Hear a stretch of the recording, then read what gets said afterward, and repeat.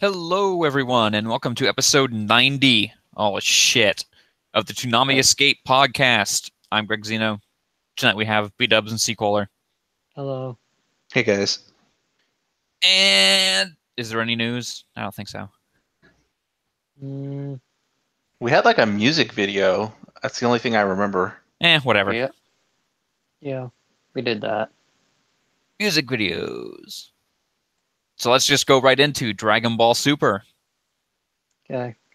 Dragon Ball Super episode 49. A message from the future. The incursion of Goku Black. They gasp. They gasp in this episode. Trunks tries to kill Goku because he did not actually realize he was not actually around for when Goku stopped dying. Yep, he didn't realize Goku came back to life. Also, Trunks' version of the Boo arc is amazing because there's no Boo. Yeah, I mean he literally just fought Deborah as the end boss, and that was it. Like it just goes to show that Goku and Vegeta and probably Shin fucked up that arc really hard. Yep. Apparently, his universe's Shin is not a dipshit. This is true, and he also didn't have Vegeta and Goku there to, screw the whole thing up for everyone. Yes. There was this I mean, Trunks killing people. Yeah, it was just Trunks. He killed some guys, and that was it. And so the world was once again saved. Oh, geez. That's not good. Yep. And now everything's worse. Yep.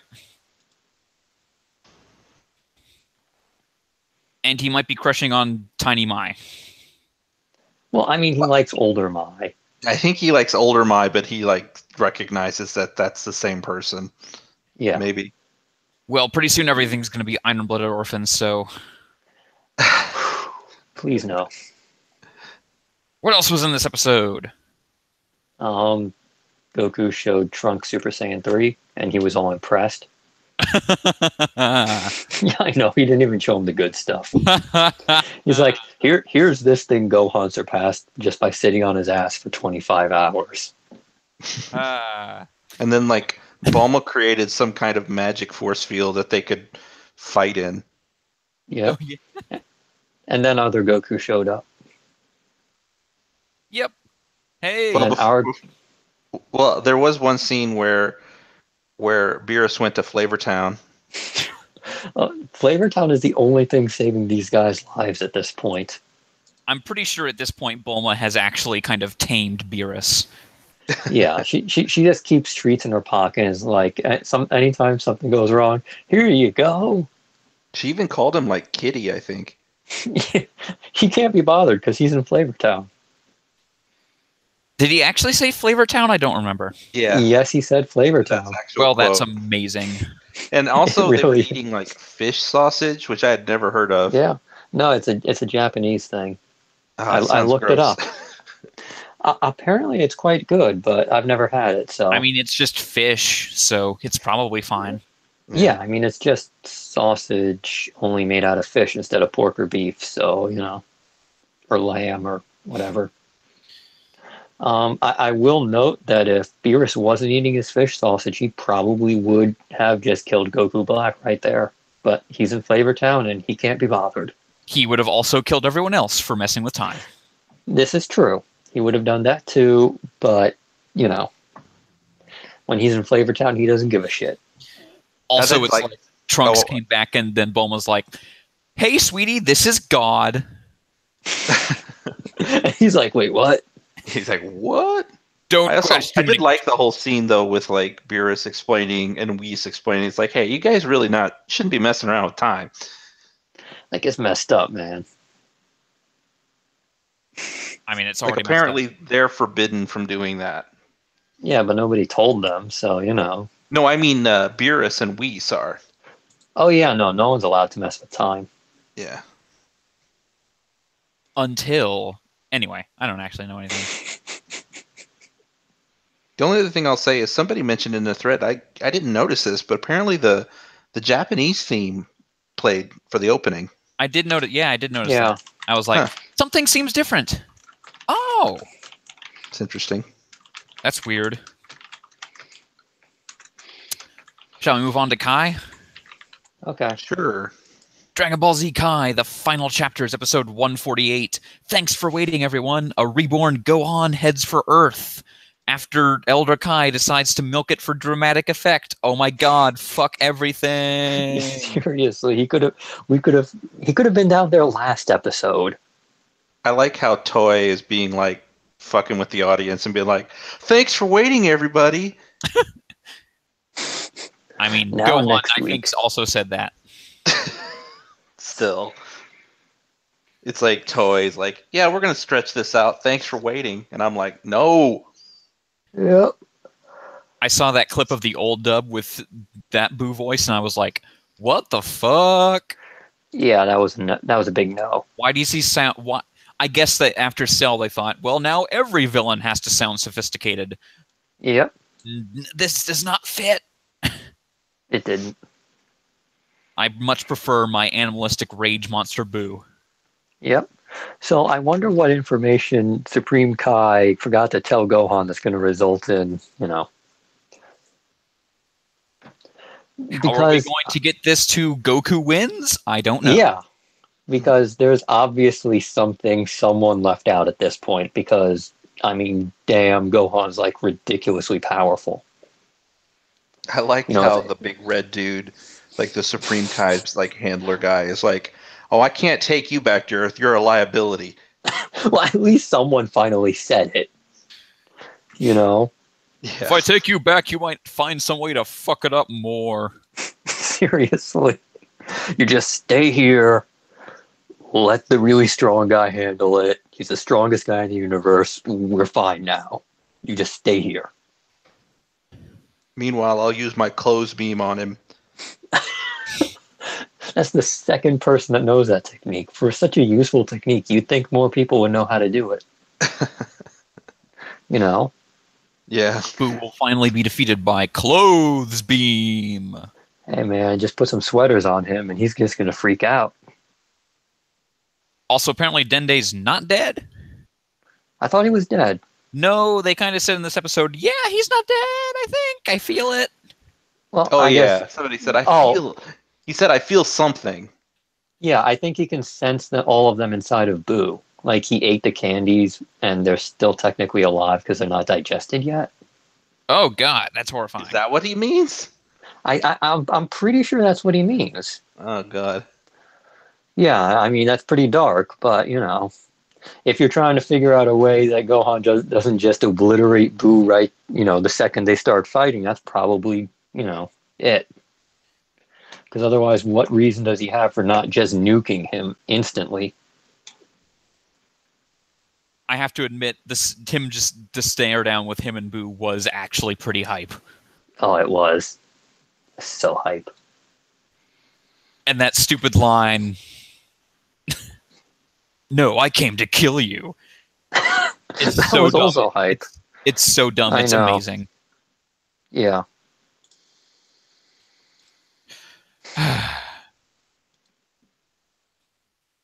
Fuck Go Tanks. He's the worst. But at least he's done now. Yeah. We have someone competent here. No, he's doing the fusion dance again at the end of the episode. Oh, God damn it. Yeah. No, but it doesn't work because they got to wait half an hour. It's like, eating and then going to swim. Here's how it works. It works enough to fuck everything up. Yeah, that's probably true. Piccolo just needs to keep them separated and be like, guys, don't fuse. He's fine. He's got this. Anyway, Black Clover. Please no. Black Clover, episode 8. Go. First mission. In this episode of Black Clover, life is an endless series of suffering, leading inevitably to an empty black void. Discuss. Well, eventually the universe is just going to end, so, that's something to look forward to. Elon Musk's car will crash into my house? No. Apparently there's a chance it'll crash into Mars. So he's basically going to get everybody to colonize Mars, and then they got to worry about his car crashing into them and just ruining the whole thing. His master plan. So he's literally going to be local guy at one point. Local man. So basically, the episode starts out like every Black Clover episode with Asta screaming. He screams for a good several minutes as he does chores in the morning, because that's what he does. And then everybody gets around and has breakfast, and apparently the big gluttony guy can he's like a mimic, and he turns into Asta and talks to him, which was weird. More yelling. And then, yet he doesn't yell as much as the original. No, he was actually subdued. But then like the actual gluttony character, the little girl, she eats too much, and then she summons sheep chefs to come and cook her more food. I changed my mind. She is the best Black Bull. She summons the muscular chef. Yes. And then we got Bikini Girl was there, and everybody was there. Glasses guy, aka Ian Sinclair, and the leader go off, and they go gambling. I might already be over Ian Sinclair in this show. Already? It's oh man, he's really bringing it. He's really trying to save the show, and now it's oh man, he's really trying to save the show. Oh man, it's not working. Oh no, it's a bit too much. Mm-hmm. Well, I don't know. He's definitely the most tolerable aspect of the show, I think. It would help if he wasn't just one of many people who scream all the time. There's just so many. No, but they all get, the two main Black Bull guys get naked at one point. Yes. They lose everything in a card game, and they literally walk around with their dicks out. Yep. And they're not even trying to hide it. After they get those cloaks on, the cloaks don't even cover much. They get the cloaks on, and then they walk around I'm wearing clothes. It's fine. Whatever. In today's news, Captain of Magic Knight Squad Black Bulls fired for sexual harassment. Yeah. So he basically tells Asta and the Twin Tails girl that they have to go on their first mission, which is to go capture a bunch of boars or something. Yeah. But they can't. Which the other guys apparently killed. Well, we don't know that. That hasn't happened yet.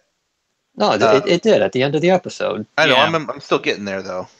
All right. So then they need to go there, and one of the Magic Knights. So this one I don't remember who he is, but the one who can create fast travel portals. Mm-hmm. He can't do it. So they all get on. He's glasses taller. Guys. It's because the one who can create portals is the exact same character design as that one dude who really wants to fight the captain, but taller. Okay. And so you can't tell who's who. So since they can't teleport there, they all get on Ian Sinclair's badass motorcycle broom. Mm-hmm. Which was actually almost cool, but not really. No.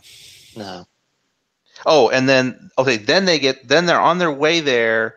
Asta falls, but unfortunately does not die.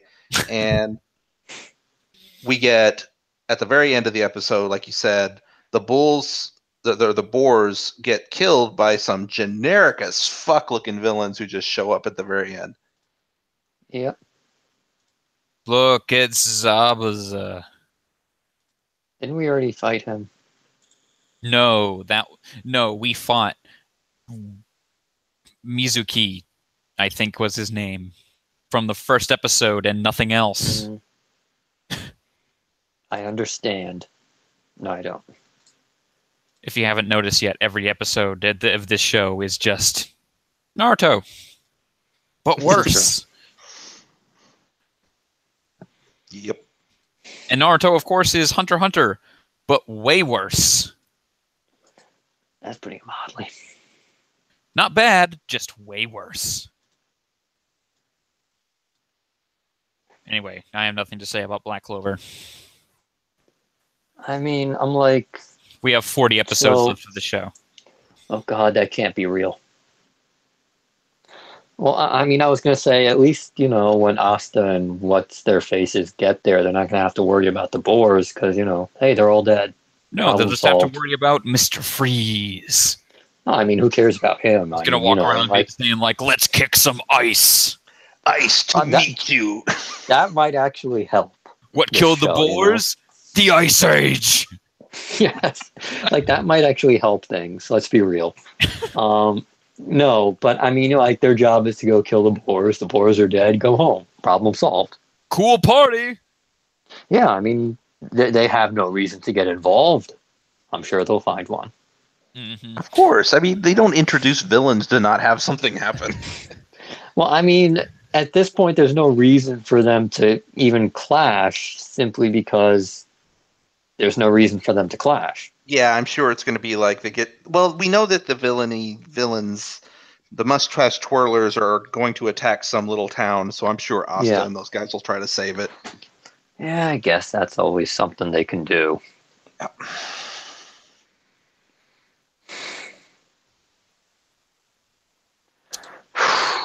JoJo. Yes, please. JoJo's Bizarre Adventure, Stardust Crusaders, Episode 23, High Priestess, Part 1, in which they kind of fight a stand for a little bit, but mostly they just call Jotaro's grandma. They do. Make sure to call your grandma, folks. It's Suzy Q. She finally got rid of that fucking accent. And now she has another one. Also, she sounds like a shit. I can't remember the damn. She sounds like a Vanderbilt, except more southern. I don't know what a Vanderbilt is. They're very rich. Well, speaking of very rich, they're like old money. I mean, have you seen this penthouse apartment in downtown Manhattan that Joseph Joestar owns? Yeah. I know it's the 80s, but that's still a bajillion fucking dollars. Well, he has the Joestar family stand. The Speedwagon Foundation? Yeah, the Speedwagon Foundation. I bet you Suzy Q and Grandpa Joseph helped fund Smokey's mayoral campaign. Oh, definitely. They most definitely donated some money. Oh, yeah. It was the biggest scandal of 1992. That was kind of a fun little, like... Smokey Bloomberg. Yeah, he is the mayor of New York. I mean, Smokey did good. I believe in the end of Part 2, they said Smokey became the first mayor of his town in Georgia. And then I guess he moved to New York again. And did the same thing. And really made a vertical move. Oh, yes. It was weird in the episode how, like, it's just like you said, like, at least 50% of the episode was just kept flashing back to Suzy Q for some reason. I mean, they're really trying to... I'm going to be honest here. This fight this should not have been 2 episodes. Yeah. So, Phil, make the first episode just all Suzy Q phone calls. I did like the scene where Joseph picks up the phone and then, like, you think he's going to be typical. I mean, I said Joseph, I meant Jotaro. When Jotaro picks up the phone and everybody just thinks, oh no, he's going to be a total dick. You just expect him to be like, shut up, bitch, or something like that. But then he actually ends up being really cool and he's like, everything's fine. Please ignore the sounds of rushing water and klaxon in the background. Yeah. I am not in a sinking submarine. I mean, if he did call her a bitch, then she would literally teleport through the phone with her stand. Oh, definitely. Wait, Suzy Q has a stand? I was joking. Okay. I was going to say, what the hell? She'll develop a stand just to fuck with them. Oh, I had a question, though. Is her butler somebody we've seen before? No. I don't think so. Okay. It's just some new guy named Roses. He's good. He's good people, though. He's very loyal. He's good people. Mm-hmm. Anyway, the stand in this episode. You can probably tell what's going to happen when Kakyoin opens the drawer and is like, 1, 2, 3, 4, 5, 5 coffee cups. And then there's 6, and it's like, I think it's the stand. Apparently, it can only turn into like metal or plastic. It can only turn into minerals. Yeah, it can't turn into like a person. Nope. Which is bad when you're on a sub and everything is mineral. You're fucked. Yeah. Anyway, there's not much fighting in this episode.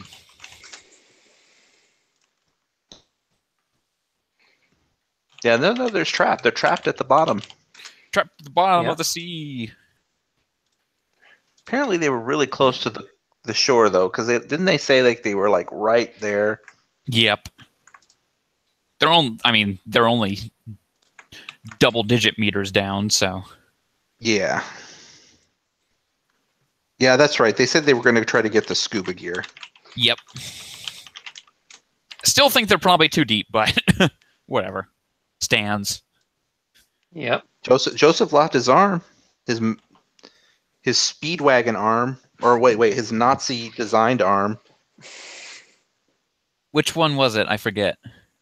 I think it was Speedwagon, though. Was it Speedwagon? Okay. Yeah. Yeah, I mean, he's got an arm, and it got cut off, so.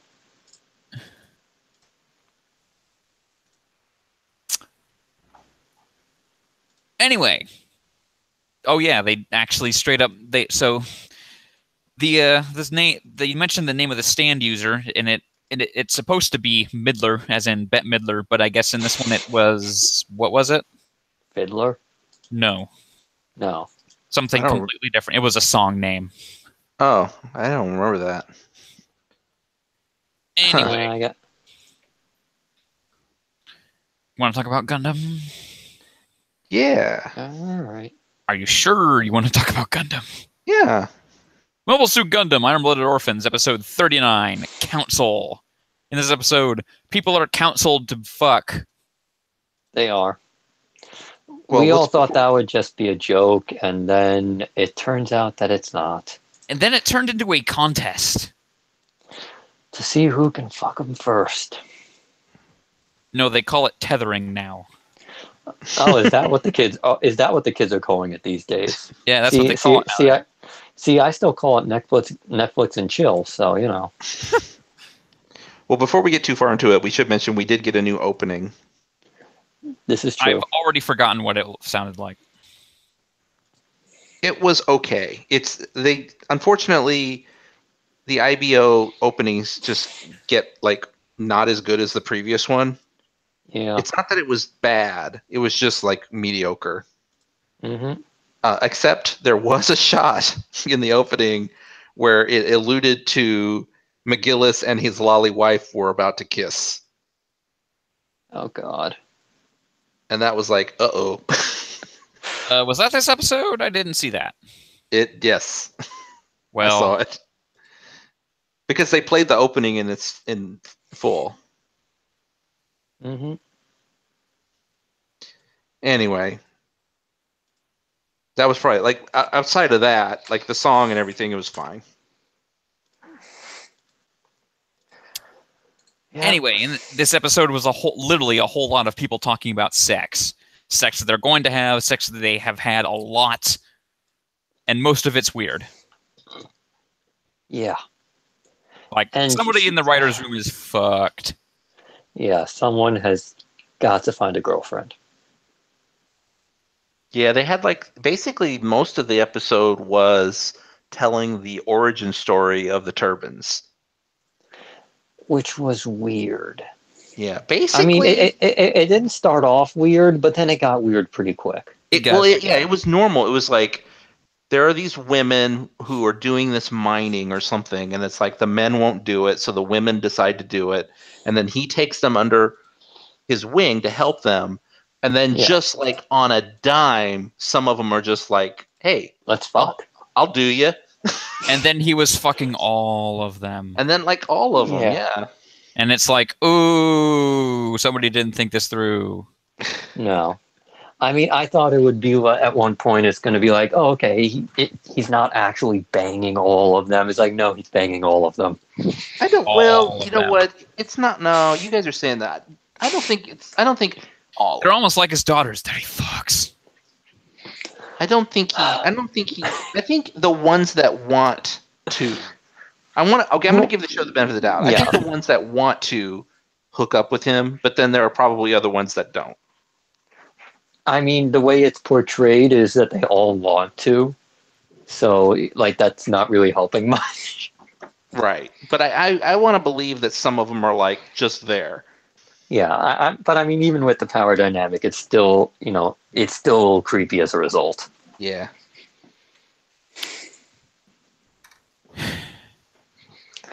And what is with this show and just wanting everybody to make babies and shit all of a sudden, Just like, you got the two, harem girls trying to get one out of Mikazuki now. I mean, the old harem is dying to make room for the new one, apparently. Oh yeah, I'm remember when last season was constantly harping on when they need a whole bunch of people to die, here's the turbans. Yeah, and they're just going to kill them all off right now. Guess what? A whole bunch of people are going to die, here's the turbans. Yeah. I mean, they couldn't death flag this harder if they tried. They finally found those WMDs from Iraq, and time to fuck up the turbans. Yep. Local man has really fucked this up again, hasn't he? No, the worst thing is that he hasn't even fucked anything up. He's doing it properly. That's the thing. He's winning. Yeah, which is like, how is he competent enough to win? Shouldn't he accidentally get caught with that stuff on his own ship, given how stupid he is? I'd like it if Naze sacrificed himself for the turbans, but I'm willing to bet those girls are gonna go down with the ship. I'm putting my money on them sacrificing themselves for him. I hope blonde twin tail girl at least survives, because I kind of like her. Yeah, and they did kind of set up her having a crush on one of the main guys. Oh, that guarantees she's gonna die. Yeah, I know she's not gonna make it, but I'd like it if she did. I could see it going either way. You're right, though. That could either be a death flag or it could be her saving grace. No, I mean it's absolutely going to be a death flag. Only one who has a relationship with Tekkaden? Yeah, I mean it's totally going to be just a death flag thing, if only because we actually have to care about one of the characters who dies. Otherwise, it's like, well, we just killed off a whole bunch of characters we don't give a shit about. So they got to make sure they kill off some of the characters we care about. And that's basically her. What else was in this episode? I actually can't remember. It was a whole bunch of fuck talk. Yeah, Mikazuki tried to eat spring rolls, but he was being seduced at the time, and when he didn't realize what was going on, he couldn't eat spring rolls anymore. They were taken away from him. That was kind of funny. Just I'm pouting. Yeah, was that the scene with Atra? Yeah. Yeah. It was like, you either put a baby in me right now or you don't get any more spring rolls. I did like that. I mean, as weird as it is with all the baby talk, I did like this, the...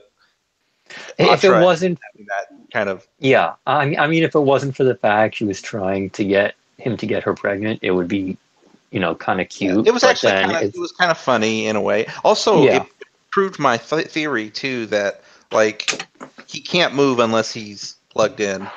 Oh, yeah. I mean, he pretty much has to be plugged in to do anything at this point. So, he's just hanging out by the damn thing, floating around, being like, hey, I can move my arms, guys, but only over here. Get me a longer rope. He's basically plugged in, and then she's asking him what do you think a baby is? And he's like, they look like hams. Mikazuki would eat a baby. If he thought it would help Orga, he would absolutely eat a baby. Because, I mean, he's like, yeah, no, I won't be able to move half my body anymore, but I thought it would help Orga, so, I mean, you telling me he wouldn't eat a baby? He would eat a baby. He would eat a baby. I don't think he would eat it. I just think he was. He would tell eat me- a just saying they baby. look like Tell me ants. straight to my face that Mikazuki would absolutely never ever eat a baby under any circumstances. I can't, I guess. But I just think Sad part. I don't know. I think he knows what babies are. If he someone knows was what like, babies are. either eat this baby or Orga dies, and then they turn around and he's like slurp and a tiny hand. I mean, he would set up a nuke for Orga, I'm sure. Yeah, I mean, He would the do Earth just would about go. anything. Yeah, and that pretty much includes eating babies. That's enough what of Atra this. did. That's Atra. Atra should just get Orga to tell him to Yeah, have a, seriously. he would do it. He in a goddamn heartbeat. He'd be He'd like, be like, okay. It'd just be like zip. Like those scenes from the Machete movies where, Danny Trejo's like, well, I guess I gotta fuck this girl now, and then you just hear the zip, and then it cuts to the end of this, to the afterwards, the others, the zip going back up, and it's like, well, that's done. Anyway, Gundam. It's about robots. But not really. Not really. Robots Well, at are least not- all sexual metaphors. Sorry, that's Darling in the Franxx. Hunter x I like Hunter. wait. Before you go though, I was just going to say I like that. I like the IBO is more character focused and not just about robots. I mean, do I like would like more robots, instead of pregnancy stuff, but, Yeah. We should have the best of both worlds. Gundam Build Fighters. It's about great characters and robots. And Filipino dubs. Oh. Ooh. Hunter x Hunter episode 82, Kite and Slots. In this episode, nobody noticed the giant drug mountain. Ever. There is a giant drug mountain. There is a huge drug mountain. And there's guns in it, too. And guns. And no humans because these guys fucked them up. Yeah, Well, they were except all for the being- two that were being led around naked like dogs.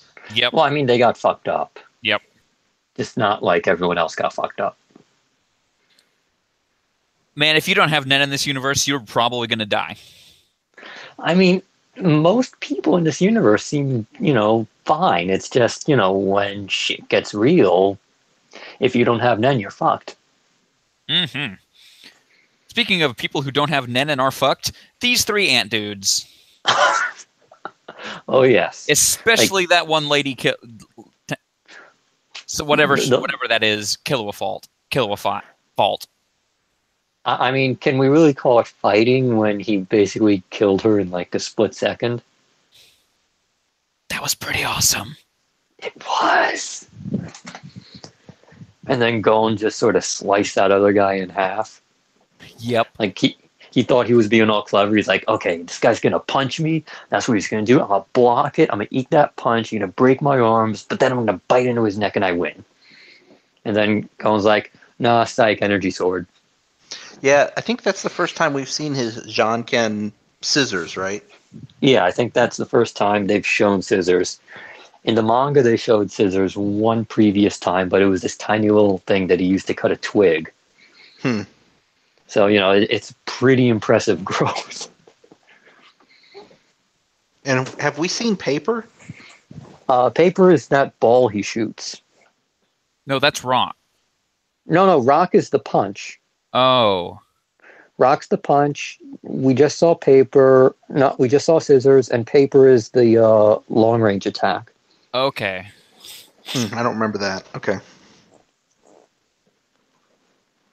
It's that thing he was trying to, shoot Nen out of his hand. Oh, yeah, I guess that's right. Yeah. Okay. So yeah, these three ant dudes get fucked up. Like Kite just pulls out like a giant anti-tank rifle and just like Yeah, he just headshots those two guys. which apparently was a bad roll. Well, I mean, he rolled 4. So, Yeah, So he people it are means like, say that. He's death. like, oh, this one's not good. And then he used it, and I'm like, it seemed pretty good. No, it's the number 4 means death in, Japanese or something. Oh. So people are asking, so why would Kite make his power this way? Well, That's how Nen works. it's called conditions. Yeah. We talked about that before on here. It's called And it Yeah. makes perfect sense. It's just I thought that- min-maxing. I thought that Karapika explained all this to Gon. Yeah, he did. Okay. But Kite's taking it to this whole other place because basically each one of his weapons is like a one-hit kill weapon under certain circumstances. Only he doesn't get to choose which one he gets. Hmm. You know, he gets a random one. So like Which he'll is what have a allows weapon. them to be so powerful. Yeah, so like he's got one weapon that can basically kill like 50 dudes all at once. But he might get it in one-on-one combat, which makes it almost completely useless. Yeah. Kite's a conjurer, right? He has to be. Yeah. Yeah. Yeah, I'm like 90% sure he's a conjurer. Or he's a the special. same as Karap. No, I'm pretty sure he's just like Karapika. Well, Karapika is extremely special because he's a conjurer most of the time. But when he goes And Red then Eyes, he's a Reed is specialist. into Yeah. special. Yeah, no, but I'm pretty sure he's just regular old conjurer. Also, why would you allow that thing to like be a dick? Maybe that's how it makes the weapons even stronger. No, probably so that when shit really gets real, it can be like, okay, I'm choosing the right weapon. That's an option. Or maybe it was Gene who helped him come up with the idea and he thought it would be funny. I like that Yeah. better. The way because they asked him and it's like, does that thing always have to talk like that? And then Kite was like, yeah, unfortunately. Like it's like he didn't even have a choice. It's like, I made this Nen thing, and then Ging just walked in and fucked it up. I fucking hate that guy. When I find him, I'm gonna kill him. Here's the secret: everyone on the earth, every one of Ging's friends is actually like trying to find him so they can kill him. That wouldn't surprise me at all. He seems like the most hated man on Earth. Also, that one rabbit dude has Nen now, so shit. Luckily, he doesn't seem like the type to share, so they might be okay. As long as he doesn't try and say exact revenge on anyone and accidentally not kill them. Whoops.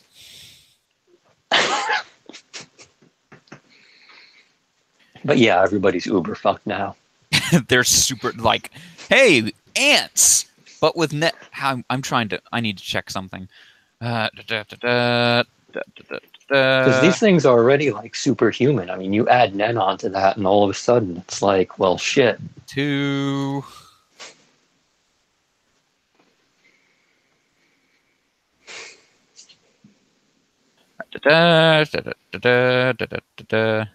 What are you looking up? When certain things happen in terms of number. Oh, 2 episodes. Oh man, 2 episodes till. Well, is it till who shows up, or till oh boy? Which who are you talking about? yeah, don't go any further. You're Okay, just spoiling.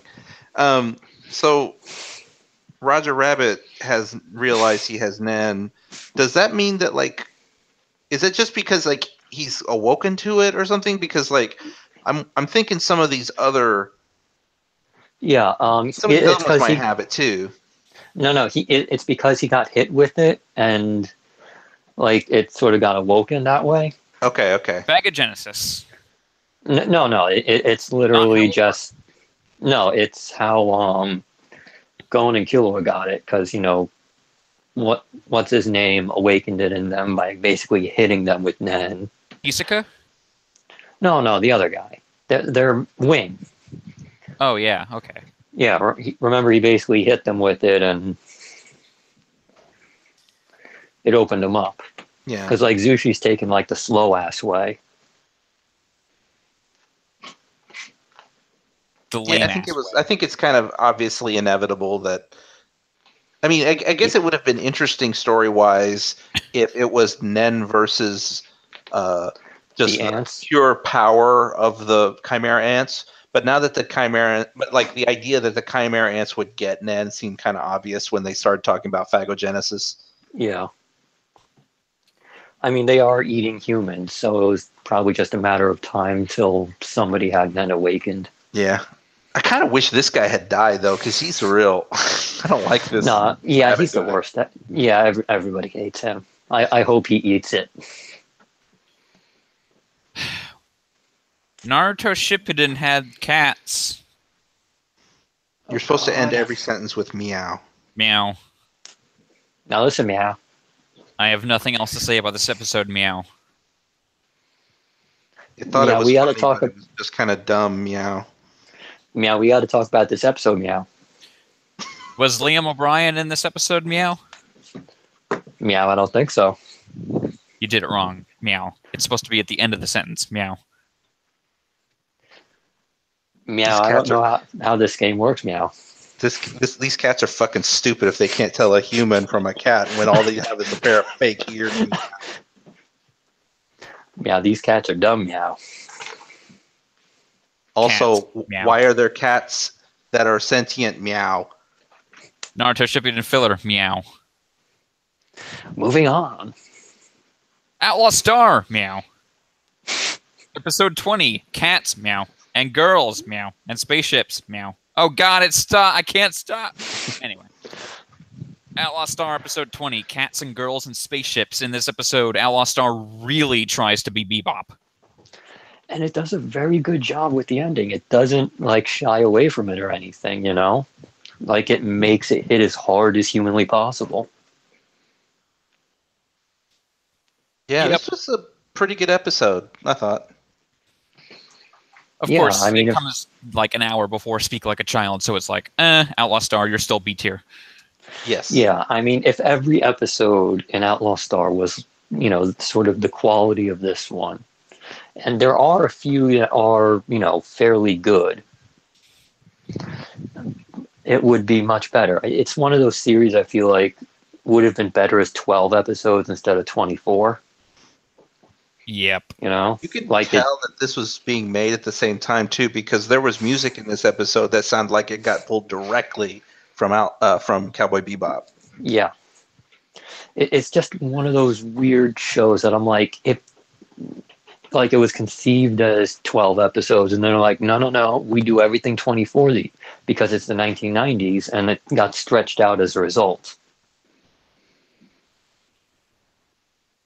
You know, like there's probably 6 or 8 episodes you can just cut out completely.